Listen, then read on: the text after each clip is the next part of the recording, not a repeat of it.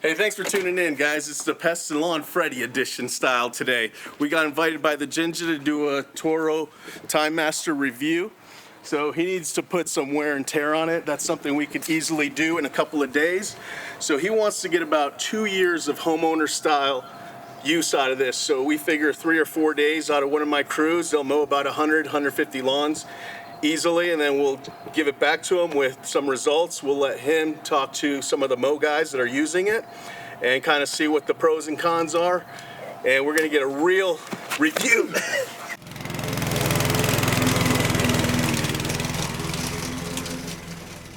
Last fall, the Ginja called me up and told him that Toro sent him a 30-inch Timemaster mower, and he wanted to see if I'd be able to test it since we would use the heck out of it. That way he'd have an accurate assessment of a review. I said, absolutely, a free mower, I'm not gonna turn that down. All right, Ginja, you called me out here, test out this Toro. What do you need exactly? Okay, so here's the issue. The dysfunction I have, everybody does these reviews on a brand new machine, which in my opinion is ludicrous, right? We need to figure out how well this is gonna work. So I figure why not just test it commercially so that way the homeowners can figure that out. Sure. So if we put 2 to 3 years worth of use on it in a week or two, okay, we're gonna know real quick. I mean, obviously we're gonna have to sharpen the blades, we're gonna, just basic maintenance. Sure. But I wanna see what's going on.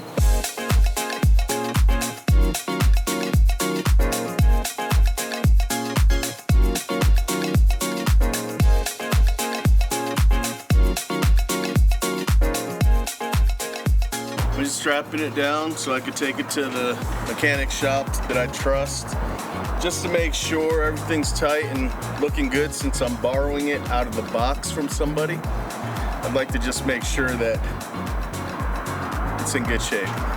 This is Van, he can fix anything. Yeah, right. He's giving it the thumbs up, it's ready to go. The thing that you need to really keep an eye on is you need to make sure that underneath this cover, it's clean, because grass will accumulate under there, and there's a timing belt because the blades overlap. They have to be timed. So the pulleys, just like anything, will wear out over time, and that belt. So you keep an eye on that, because when the blades make contact with one another, obviously that's a bad thing. Yeah, a really cool feature that we found out about this as we were cleaning the mower is that if you lift the handles and go like this, you can really get under the deck and clean it really easily. Just so you know, it's not rated for commercial use. Sure. So this front bumper is like plastic, and it could be destroyed pretty fast. Yeah. Okay? Okay. And that's something I noticed with even the bars on our normal mowers are bent. Yeah. So that's gonna just crack. Okay. So be careful with that. Sure. It runs fast. Okay. Like you gotta run. Okay. So it goes, it's a personal pace. Yeah. So if you only go like that, it'll be fast, and then you just find your pace. But if you push it down all the way, you literally will do a wheelie. Okay. And you have to keep up with it. So just be careful with it. The mechanics told me that this mower, if you take care of it, if you don't abuse it, it will last and it will run really good. Okay. One of the other things I noticed, and I may need you to verify that, is the gas. It only takes like less than half the gas of our mowers.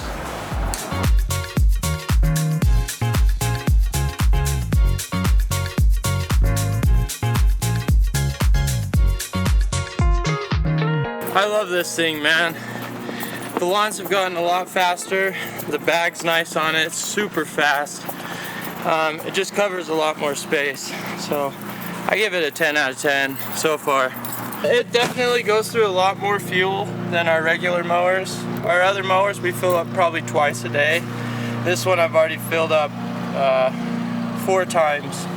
So, but it's spinning 2 blades. Pretty sure it's a little bit bigger motor, so I think the little bit more gas that it uses is totally worth it.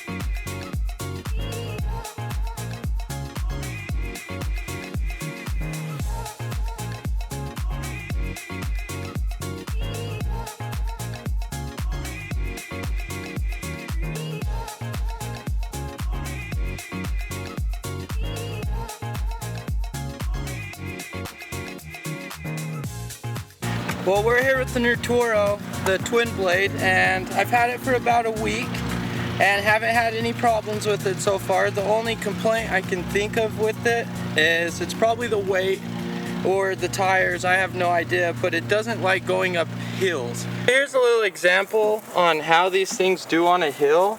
So this is the original mower we use. They're Hondas. They're great mowers, solid, commercial use. So here's a little example on going up the hill. Aaron's gonna start this up and you can see.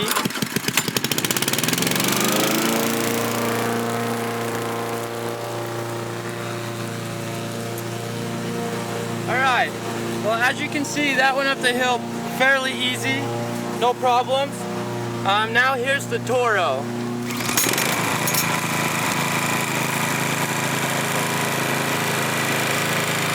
That's full throttle. It's not going anywhere, so it's all physical force going up the hill. But, you know, the bag's great, holds a lot of grass, you're not dumping it all the time. And there's lawns that we do that takes 2 people about 30 minutes, and I'm cutting them by myself down 15 to 20. So that's great.